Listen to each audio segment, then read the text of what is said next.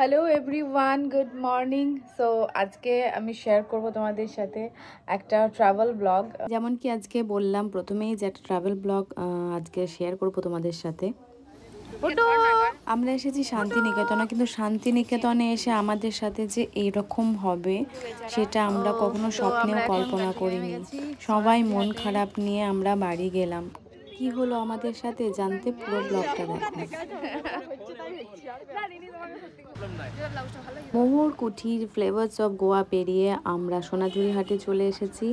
আর মেয়েদের যেটাই কাজ, গাড়ি থেকে নেমে কিন্তু এখানে শাড়ি দেখতে শুরু করে দিয়েছি একটু ভিতরের দিকে। তারপরে যাচ্ছি আমরা সকলে।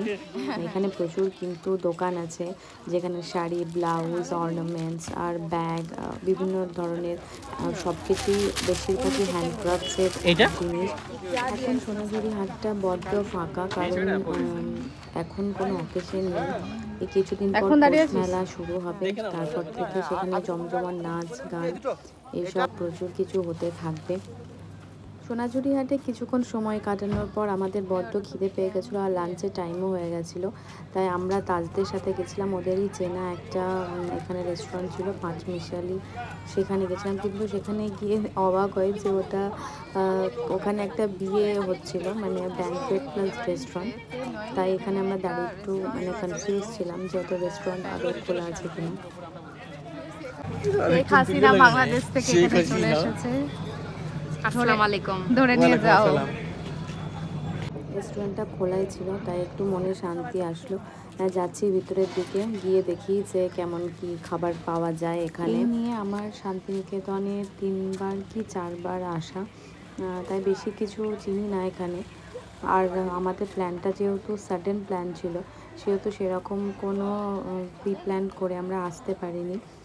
মেনু নিয়ে বেশ কনফিউশন আমাদের মধ্যে ছিল, কারণ এতে পার্টিকুলার কিন্তু কোনো থালি ছিল না। আর আমরা চাইছিলাম যে কোনো ভেজ থালি বা চিকেন থালি থাকলে অসুবিধা হতো। যাই হোক, বাঙালি খাবার, ভাত, ডাল, দেশি মুরগির ঝোল এইসবই আমরা অর্ডার করেছিলাম। আর যারা চিকেন খায় না তাদের জন্য মাছ। এতে প্রচুর খিদে ছিল, তাই খাওয়া দাওয়া সেরে আমরা চলে এসেছিলাম কোপাই নদীর তীরে। এখানে প্রি ওয়েডিং চলছে। এই যে ওখানেও প্রি ওয়েডিং, ওখানেও এই দেখো শুট চলছে। চলো চলো দেখো ফটো শুট। চলো আরে দারুণ নদী, এটা তো কোপাই তো বলছি না, জঙ্গলে ওটা খোয়াই। হাসতে লেডিস কোলে বাচ্চা, তোর কোলে বাচ্চা সে বিবাহ মন্দির না শৌচালয়, তার ঠিক না। চলে এসো এদিকে, চলে এসো এদিকে এসো। ওরা আসবে না, ওরা ওদের মতো কাজ করবে। বলছে যাও যাও, দারুণ একদম কোপাই নদী ইন্সপায়ার্ড। চলো। আরে यार ওইদিকে গিয়ে কি করব, চলো দেখি তো আনকমফোর্টেবল ফিল করাই। আমরা এসেছিলাম পড়ন্ত বিকেলে, তাই কোপাই নদীটা দেখতে কিন্তু খুব সুন্দর লাগছিল। রবীন্দ্রনাথ ঠাকুর এই নদীর বর্ণনায় লিখেছে খুব বিখ্যাত কিছু লাইন, সেটা হচ্ছে আমাদের ছোট নদী চলে আঁকে বাঁকে, বৈশাখ মাসে তার হাঁটু জল থাকে। এই জায়গায় কিন্তু আমাদের বেশ কিছু খুব সুন্দর ফটো এসেছিল, কারণ সূর্য অস্ত যাওয়ার সময়টা, যেটা গোল্ডেন টাইম বলা হয় ফটোটা। এখানে আমরা দুটো টোটো করে নিয়েছি, আমাদের জেটটা কম রয়েছে। যাচ্ছে তাপবে তাপবে তাপবে তাপবে। ভেতরে ঢুকতে গেলে আপনার সাদা পোশাক, তাছাড়া এলাও নেই। উনি এই বাড়িতে 4 বছর বসবাস করছেন। 1934 থেকে 1938 3টে ডিপার্টমেন্ট শুরু করেন। এক পরামর্শ কেন্দ্র, এক ধ্যান কেন্দ্র, উদ্যোগ শিক্ষা কেন্দ্র। ডিপার্টমেন্টগুলো এখন আমরা চালু আছে সকাল 10টা থেকে বেলা 12টা পর্যন্ত। তো এখানে এসে একটা টোটো গাইড, দুটো টোটো আমরা করি, যেহেতু আমরা 11 জন সদস্য ছিলাম। সে আমাদেরকে বুঝিয়ে দিচ্ছিল কোনটা কি, সেটাই দেখো তোমাদের সাথে শেয়ার করছি, তোমরা দেখতে থাকো।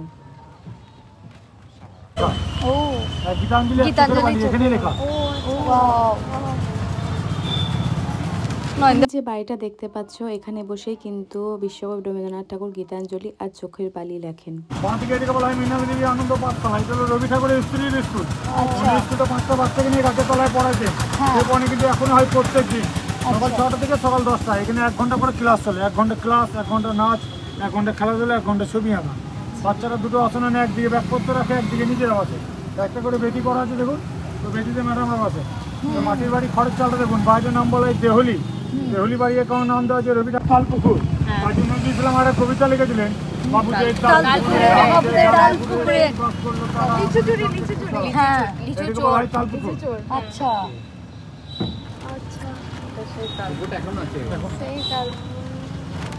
ছাদ, এইটা হলো রবীন্দ্রনাথ ঠাকুরের নিজে লাগানো হাতের গাছ। এই গাছের তলায় 6 লাইন কবিতা আছে, বসে 4 লাইন এখানে লিখেছেন।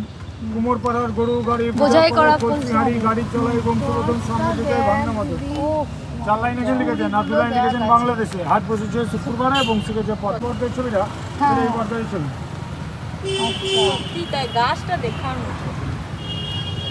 এটাকে বলা হয় তাল ধাজ বাড়ি। এই বাড়ির ভেতরে বসে আর কবিতা লেখা, তাল গাছ এক পায়ে দাঁড়িয়ে সব গাছ ছাড়িয়ে উঁকি মারে আকাশে।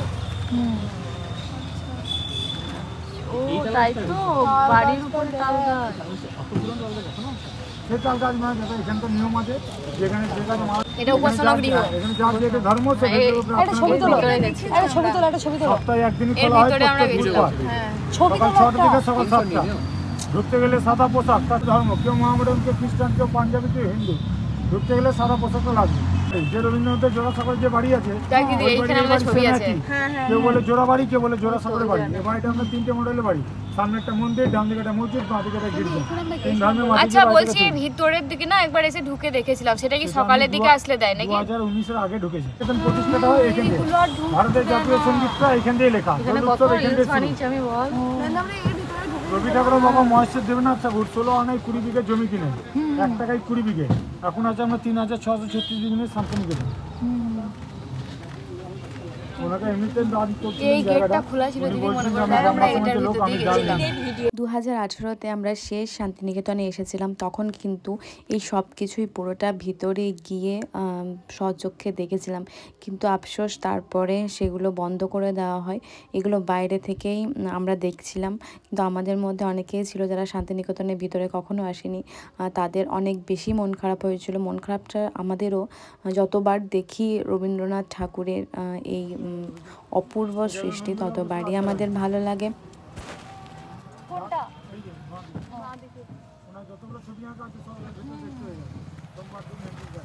এখানে কিভাবে যাওয়া যায়? সোমবার দিন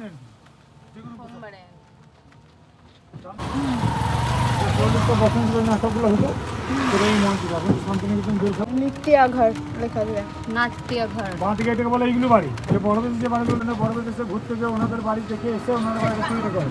এই বাড়িটা বেশি পুরোনো নয়, 2015 সালে তৈরি। এখানকার স্টুডেন্টদের তৈরি যারা আর্ট নিয়ে পড়ে। আচ্ছা এটা হলো আর্ট কলেজ। আরও 4 জন ঢুকবে, তারা হাত দেবে। স্টুডেন্ট যার বাড়ি সোনামুখী বাঁকুড়া, করেছেন চুনসুকি কাকর মাটি দিয়ে 2 মিটার দূর থেকে জিনিসটাকে ছুঁড়ে ছুঁড়ে তৈরি।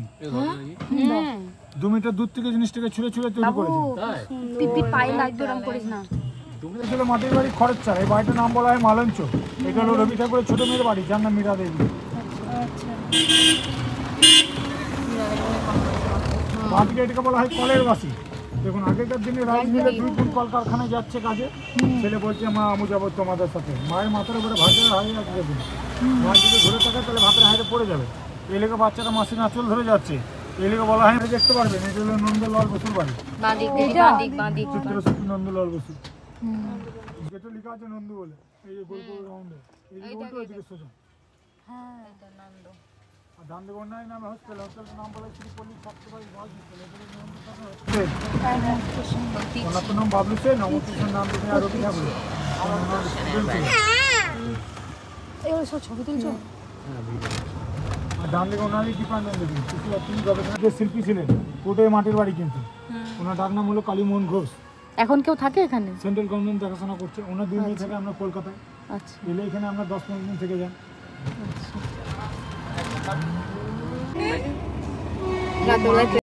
সবাই একরাশ মন খারাপ নিয়ে বাড়ি ফেরার পথে শান্তিনিকেতন এসে যদি রবি ঠাকুরের সৃষ্টিগুলো ঘুরে ঘুরে না দেখলাম তাহলে আর কি দেখলাম। কারণ আমাদের বাঙালিদের সংস্কৃতি শিল্পর প্রাণকেন্দ্র হচ্ছে শান্তিনিকেতন। যাই হোক, কিছু তো করার নেই। তবে বিশেষ বিশেষ কিছু দিনে খোলা থাকে, সেটা বছরের কয়েকটা দিনে, যেমন পৌষ মেলা যেদিন শুরু হয় সেদিনে খোলা থাকে। আরও কিছু কিছু দিন যেমন দোল পূর্ণিমা, রবীন্দ্র জয়ন্তী, বাড়ি এসব যাওয়ার দিনে পথে কিন্তু রাস্তায় খোলা আমরা থাকে। একটু তো সেটা চা খোঁজ খাবো নিয়ে তাই তোমরা এসো। নামলাম। এই ছিল আজকের আমার ছোট্ট একটা ট্রিপ শান্তিনিকেতন। শান্তিনিকেতন কিন্তু আমার গ্রামের বাড়ি থেকে মাত্র 1.5 ঘন্টার রাস্তা, তাই আমরা সাডেন প্ল্যান করে চলে এসেছিলাম। সবাই মিলে একটা সুন্দর দিন, ভালোই কাটলো, খুব ভালো বলবো না। তো ব্লগটা এখানেই শেষ করছি, দেখা হবে আবার নেক্সট ব্লগে। কেমন লাগলো তোমাদের আজ এই ব্লগটা কমেন্টে জানিও। আর যারা নতুন আমার চ্যানেলে, তারা চ্যানেলটা কিন্তু অবশ্যই সাবস্ক্রাইব করে দিও। আর যারা পুরনো আমার ভিডিও দেখো, তারা কিন্তু ব্লগটা অবশ্যই লাইক শেয়ার করে দিও।